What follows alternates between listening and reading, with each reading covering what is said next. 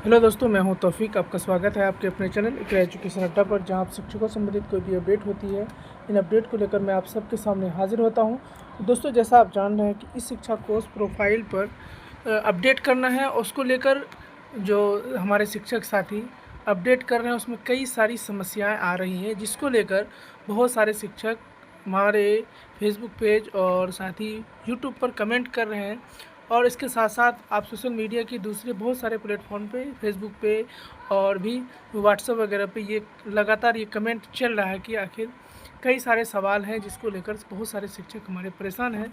उससे ही संबंधित मैं 9 प्रश्नों का उत्तर लेकर आप सबके सामने हाजिर हुआ हूँ, जो कि आप सबके लिए बहुत ही महत्वपूर्ण है, क्योंकि बहुत सारे शिक्षकों को जो दिक्कत आ रही है उन सभी शिक्षकों को ये सारे सवालों के जवाब यहाँ मिल जाएंगे। तो मुझे उम्मीद है कि इन सभी सवालों से आपको है संतुष्टि मिल जाएगी, और आप जो है अपना ई शिक्षा कोर्स पोर्टल पर अपना जो प्रोफाइल अपडेट कर रहे हैं उसमें आपको बहुत आसानी होने वाली है। तो चलिए शुरू करते हैं। इस वीडियो को शुरू करने से पहले अगर मेरे चैनल पर नए हैं, शिक्षकों से संबंधित कोई भी अपडेट पाना चाहते हैं, चैनल को जरूर सब्सक्राइब कर लें। मिलते हैं अगले। तो चलिए देखते हैं। सबसे पहले यहाँ पर देखिए, ई शिक्षा कोर्स प्रोफाइल अवगतन यानी प्रोफाइल अपडेट संबंधी सामान्य प्रश्नोत्तर सभी शिक्षक गणों को सूचित किया जाता है कि ई शिक्षा कोर्स पोर्टल पर प्रोफाइल अद्यतन संबंध में प्राप्त होने वाली सामान्य जिज्ञासाओं को निराकरण हेतु निम्नलिखित जानकारियाँ उपलब्ध कराई जा रही हैं। कृपया इसे ध्यानपूर्वक अवलोकन करें। तो सबसे पहला जो है OTP प्राप्त नहीं हो रहा। बहुत सारे शिक्षकों को ये दिक्कत आ रही है कि उनको OTP प्राप्त नहीं हो रहा है। तो अब OTP प्राप्त नहीं होता फिर क्या करें?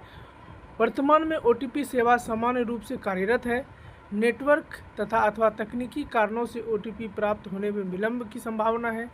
कृपया कुछ समय पश्चात पुनः प्रयास करें। यानी आप थोड़ी देर बाद कोशिश करते रहें। अगर कहीं आपको नेटवर्क इशू है तो कोई कहीं दूसरी जगह पर चले जाएं जहां कि आसानी से नेटवर्क पकड़ता हो, बेहतर नेटवर्क कनेक्शन हो, तो वहां पर आप चले जाएं। इससे आपको OTP की जो समस्या है वो दूर हो जाएगी। चलिए आगे दूसरे पॉइंट की बात करें। दूसरा सवाल जो है आम सवाल है, अस्थायी निवासी प्रमाण पत्र या डोमिसाइल सर्टिफिकेट अपलोड नहीं हो रहा है। बहुत सारे शिक्षक साथियों का ये शिकायत रहता है। मैंने भी अभी अपने कमेंट में देखा कि जिनका अस्थायी निवासी प्रमाण पत्र है वो अपलोड ही नहीं हो रहा है। इसके पीछे क्या कारण है? उसका जवाब है, दस्तावेज अपलोड की सुविधा सक्रिय है तथा सफलतापूर्वक कार्य कर रही है। यदि किसी कारणवश अपलोड नहीं हो रहा है तो पुनः प्रयास करें। यानी एक बार दोबारा से आप कोशिश करते रहें। आप एक चीज़ देखेंगे कि जब आप वहाँ पर डोमिसाइल डालेंगे तो आपको जो रेड ये है वहाँ पर रेड दिखता है, तो आपको रेड ही दिखेगा। आप ये नहीं सोचिएगा कि यहाँ पर ब्लू क्यों नहीं हो रहा है या दूसरा कलर में क्यों नहीं बदल रहा है, तो वो रेड ही रहेगा। आपको वहाँ पर जैसे जो चारों तरफ से डब्बा बना हुआ थोड़ा ब्लू हो जाता है, उसको देखिएगा तो उससे आपको समझ में आ जाएगा कि हाँ ये ले लिया है, तो दोबारा आपसे मांगेगा नहीं। तो आप इसीलिए वहाँ पर थोड़ा सा टेंशन फ्री रहें। चलिए अगला सवाल जो है सवाल नंबर 3 है कि अन्य राज्यों के शिक्षक कौन सा प्रमाण पत्र अपलोड करें। तो ये सवाल भी कमेंट में कई बार था मेरा भी। तो कह रहे हैं कि कई जो दूसरे राज्य के हैं वो क्या करें। संबंधित शिक्षक अपने राज्य द्वारा निर्गत वैध अस्थायी निवासी प्रमाण पत्र यानी डोमिसाइल सर्टिफिकेट अपलोड करें। प्रमाण पत्र का निर्गमन की तिथि महत्वपूर्ण नहीं है, बशर्ते ये वैध एवं प्रमाणिक हो। यानी यहाँ पर ये कहा जा रहा है सबसे बड़ी बात कि आप जो है निवासी जब भी बनाए हो, पहले का हो बाद का हो, लेकिन आपका पता जो है वो नहीं बदला हुआ होना चाहिए। यानी पत्राचार का पता अलग हो सकता है, लेकिन आपका जो अस्थाई पता है, चाहे वो आप दूसरे राज्य के हैं, लेकिन आपका जो वहाँ का डोमिसाइल होना चाहिए यानी वहाँ का निवास प्रमाण पत्र होना चाहिए, उसी को आप अपलोड कर दें। ये बहुत ही जो सवाल है ये काफ़ी सारे लोग इससे परेशान है कि मैं दूसरे राज्य का हूँ तो मैं क्या करूँ। तो यहाँ पर आप स्पष्ट शब्दों में समझ लीजिए कि आप जहाँ के हैं आप वहीं का अपना जो डोमिसाइल सर्टिफिकेट है अपलोड करेंगे, उसमें कोई दिक्कत नहीं है। तो चौथा सवाल है कि विवाहित महिला शिक्षिकाओं का क्या व्यवस्था है। जो महिला विवाहित है वो कहाँ का डालें, तो उसका ये भी प्रश्न कई बार कमेंट में देखने को मिल रहा है बहुत ज़्यादा। यदि शिक्षिका बिहार राज्य की मूल निवासी हैं तो उपलब्ध किसी भी वैध अस्थायी निवास प्रमाण पत्र का उपयोग कर सकती हैं, चाहे आपका ससुराल का हो, मायके का हो, जो भी हो आप इस्तेमाल कर सकती हैं, इसमें कोई शक नहीं है। यदि शिक्षिका का मूल निवास अन्य राज्य में है तथा विवाह का राज्य बिहार हुआ है तो अस्थायी निवास के रूप में अपने मूल राज्य का विवरण अंकित करें। पत्राचार कॉरेस्पॉन्डेंस एड्रेस हेतु वर्तमान निवास ससुराल का पता दर्ज किया जा सकता है। यानी अगर आपका ससुराल का भी पता अगर आप डाल सकते हैं, आपका किसी दूसरे राज्य में घर है, आप शादी बिहार में कर ली है, तो वहाँ का जो पता है उसको आप डाल सकते हैं, इसमें कहीं कोई दिक्कत नहीं है। अब सवाल नंबर 5 आता है, क्या नियुक्ति के समय प्रस्तुत निवास प्रमाण पत्र ही अपलोड करना अनिवार्य है? तो ये सारा वहाँ पर लिखा हुआ है, जैसे आपने देखा होगा कि साफ लिखा होता है इसमें कि नियुक्ति के समय जो आपने निवास प्रमाण पत्र अपलोड किया था या यूज़ किया था उसी को डालना है। तो अब उस सवाल का जवाब क्या है? नहीं, ऐसा यहाँ पर है नहीं, नियुक्ति के समय प्रस्तुत प्रमाण पत्र को ही अपलोड करना अनिवार्य नहीं है। हालांकि अभिलेखों में उपलब्ध मूल तथा तथ्यों के अनावश्यक परिवर्तन नहीं किया जाना चाहिए। उदाहरणतः यदि नियुक्ति के समय मूल राज्य उत्तर प्रदेश अंकित था तो बिहार में परिवर्तन करना उचित नहीं होगा। यानी अगर आप उत्तर प्रदेश के रहने वाले थे, आपने निवास जो है बाद में बिहार का बना लिया, तो ऐसा अगर रहने पर आप पर कार्रवाई हो सकती है। इसीलिए आप जहां पहले आपका सही निवासी था निवास प्रमाण पत्र वही वाला अपलोड करना है। सवाल नंबर 6 है कि पत्राचार का पता कौन सा दर्ज करना है? कई बार लोगों को कॉरेस्पॉन्डेंट एड्रेस को लेकर काफ़ी दिक्कत का सामना करना, वो सवाल पूछते हैं कि कैसा करें, ये वाला अलग वो वाला अलग कैसे डालें। तो यहाँ भी उस सवाल का महत्वपूर्ण जवाब दिया गया है।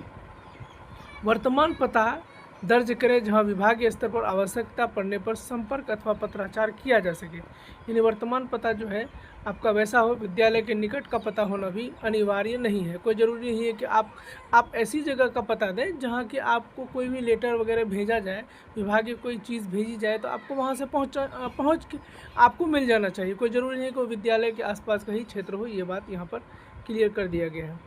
उसके बाद अगला सवाल है दोस्तों कि 7वां नंबर सवाल है कि तकनीकी त्रुटि यानी एरर प्रदर्शित होने पर क्या करें? कृपया 1 या 2 बार पुनः प्रयास करें। अधिकांश मामलों में दस्तावेज की विवरण सफलतापूर्वक अपलोड हो रही है। यानी कई बार कोशिश करें, हो सकता है नेटवर्क की वजह से भी एरर आता है, तो आप कई बार प्रयास करें। नहीं होने पर जहाँ नेटवर्क अच्छा आता है वहाँ पर जाएँ, जिससे कि आपको दिक्कत नहीं होगी, क्योंकि ये काम कर रहा है सुचारू रूप से। 8वां सवाल है कि क्या कोई जानकारी त्रुटिपूर्ण भर गई तो क्या करें?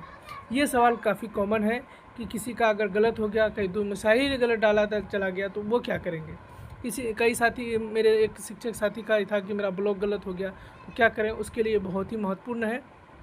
एक बार मैंने आपको कमेंट में बताया भी था, फिर एक बार बता देता हूँ कि संबंधित प्रविष्टि के समक्ष उपलब्ध इनकरेक्ट विकल्प का चयन कर सही दर्ज करें।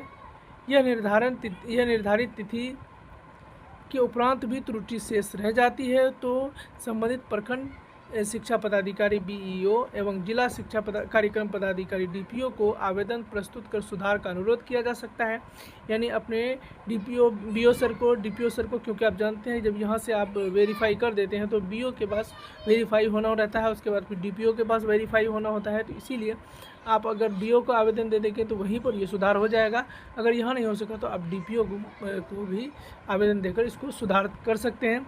अगर जांच में गलत पाया गया या उसकी जितनी सारी चीज़ें उसको चाहिए नहीं हुआ तो वो रिजेक्ट कर देंगे। उसके बाद फिर दोबारा आपके पास संशोधन के लिए आ जाएगा और अवसर प्राप्त होगा। अब उसके बाद आप फिर दोबारा से संशोधन कर सकते हैं।